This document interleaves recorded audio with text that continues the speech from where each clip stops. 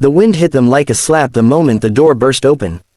"Get out!" the stepmother screamed, her face twisted with a rage that no longer looked human. "Take your little burden and get out of my sight." 10-year-old Eli barely had time to grab his baby sister before the woman shoved a torn sweater into his chest and slammed the breadbox shut with one hand. The sound cracked through the tiny farmhouse kitchen like a gunshot. Little Lila, only 4 years old, clung to her brother's neck, crying into his shoulder, her tiny body shaking with fear and cold. Eli stumbled backward onto the porch, his worn boots scraping against old wood slick with evening frost. "Please," he begged, his voice breaking. "It's getting dark. She's hungry. Please don't do this." But the stepmother's eyes were flat and cruel. "You should have thought about that before stealing," she hissed. "I didn't steal," Eli whispered, stunned. He had only taken one bruised apple from the floor for Lila after she cried all morning from hunger. One apple no one else wanted. One apple now being used like a weapon against them. The woman pointed toward the empty field stretching behind the house, white and dark under the bruised sky. "Go, and don't come back until your father returns. If he returns." The words hit harder than the cold. Their father had been gone for weeks, working far away after debts nearly swallowed the farm whole. No letters had come, no money, only silence. And silence, in that house, had become permission for cruelty. The door slammed. Eli stood frozen on the porch, Lila sobbing against him, the field ahead of them rustling under the rising wind. Dry grass bent in long trembling waves. The last light of day bled low across the horizon, red and weak, and the farmhouse behind them already looked like it belonged to strangers. Have you ever felt the world shut you out so completely that even the sky seemed too far away to hear you? "Eli," Lila whimpered, lifting her wet face. "I'm cold." He swallowed hard and wrapped the torn sweater around her small shoulders, though it did almost nothing. His own thin shirt let the wind cut straight through to his skin. "It's okay," he lied softly.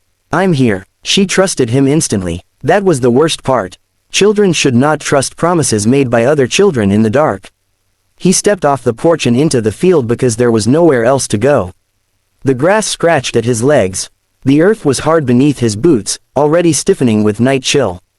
Behind him, the farmhouse windows glowed yellow for a moment, then the kitchen light went out. It was as if the woman inside wanted not only to throw them away, but to erase them. Lila shivered harder. "Will Mama find us?" Eli's throat closed. Their mother had died the spring before, taken by fever so fast it felt like theft. Some days Eli still expected to hear her humming while stirring soup, still expected her hands to smooth his hair when he woke from bad dreams. But all that remained now were memories in a faded blue scarf hidden under his mattress. "No," he said at last, voice small. "But God can still see us." He wasn't even sure why he said it. Maybe because their mother used to. Maybe because when people have nothing left, they reach upward even if their hands are empty. The field stretched wider as darkness deepened. A narrow dirt path cut through the weeds toward a line of trees in the distance, but even that looked half swallowed by shadow. Eli kept walking, carrying Lila until his arms trembled, then setting her down and taking her hand when she could manage a few steps herself. Her fingers were tiny and ice cold inside his. "I'm hungry," she whispered. He looked around as if the field itself might answer. There was nothing, no food, no lights, except the farmhouse behind them growing smaller and crueler with every step. No sound except wind and Lila's uneven breathing. Then she stumbled. Eli dropped to his knees beside her. Lila, she wasn't hurt badly, but she was tired in that frightening, boneless way little children get when their bodies are shutting down from cold and fear. Tears clung to her lashes. Dirt smeared one cheek. She looked so small against the open field that panic burst hot in Eli's chest. "Don't sleep," he said quickly, pulling her upright. "You can't sleep yet. I want Mama," she cried. So did he, but he bit the inside of his cheek until he tasted blood and forced himself not to cry. If he cried, she would cry harder. If he broke, they both would. He lifted her again and kept walking. The sky above them turned from red to iron gray to almost black. Somewhere far off, a crow called once and then fell silent. The trees ahead looked like dark figures standing shoulder to shoulder. Eli's legs ached, his stomach twisted, every breath burned colder. Then, just when fear began to feel bigger than the whole world, Lila stirred against him and pointed weakly. "Eli, look." At first he saw nothing. Then, through the moving grass and deepening dark, he noticed it, a pale ribbon of light on the ground ahead, narrow and faint, where no light should have been. Not bright enough to dazzle. Just enough to guide. It lay across the field like a soft silver path, touching the weeds, slipping toward the trees. Eli stopped breathing for a second. The moon was still behind clouds. There were no lanterns, no houses near enough for their glow to reach this far. Yet there it was. A path. Lila's little hand tightened on his shoulder. Is that God? Eli stared at the strange light with wide, frightened eyes. He did not know what it was. He only knew that the darkness around them felt deep and hungry, and that silver path felt different.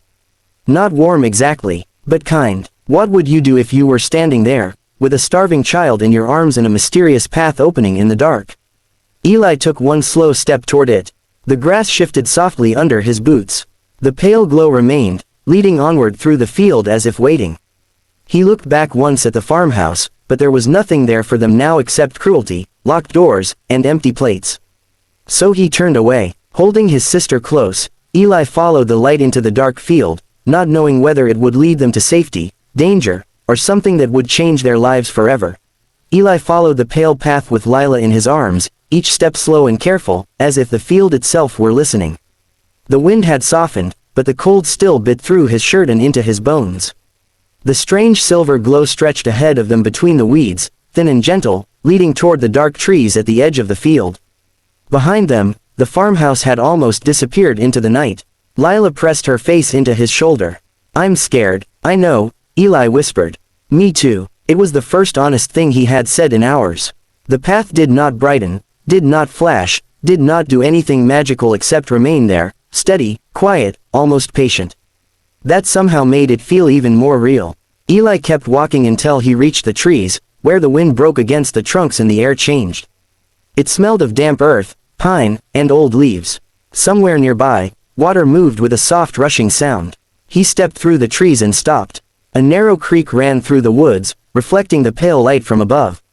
Beside it stood a tiny hunting cabin he had never seen before, half hidden behind pines and wild brush. A warm orange glow flickered through one of the windows. For one terrifying second, Eli almost turned and ran. He had been taught not to trust strangers. But Lila was shivering so hard now her teeth clicked together. Her tiny hands felt like ice against his neck. Please, she whispered. Warm. That one word made the choice for him. Eli climbed the two crooked wooden steps and knocked with his elbow because both arms were full. No answer came. He knocked again, harder. At last the door opened. An old man stood there holding a lantern. He was tall but bent at the shoulders, with a thick gray beard and tired, watchful eyes.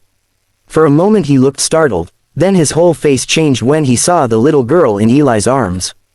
Dear Lord, he breathed. What happened to you children? Eli's throat worked, but his voice almost failed him. We got turned out. The old man opened the door wider without another question. Get inside, now. Warmth hit them first. Real warmth. The kind that felt painful at the beginning because the body had been cold too long. A fire crackled in a stone hearth. The cabin smelled like wood smoke, soup, and something baking. Eli nearly stumbled from the sudden relief. He set Lila down gently near the fire, then crouched beside her, rubbing her arms as she held her hands toward the flames with a little broken sigh. The old man moved quickly for someone his age. He brought thick blankets, wrapped one around Lila, and another around Eli, though Eli tried to refuse. You're freezing too, the man said firmly. Don't act older than your bones. Lila looked up at him with huge eyes. Are you an angel? The old man paused. Then he smiled, and it was the kind of smile that carried its own sorrow. No, sweetheart, just a man who lives close enough to hear trouble when God sends it past my door. Have you ever been so desperate that one small act of kindness felt almost unbearable? Eli sat by the fire with Lila tucked against him, and for the first time that night he felt how badly his body was shaking. Not just from cold, from fear, from holding everything in for too long.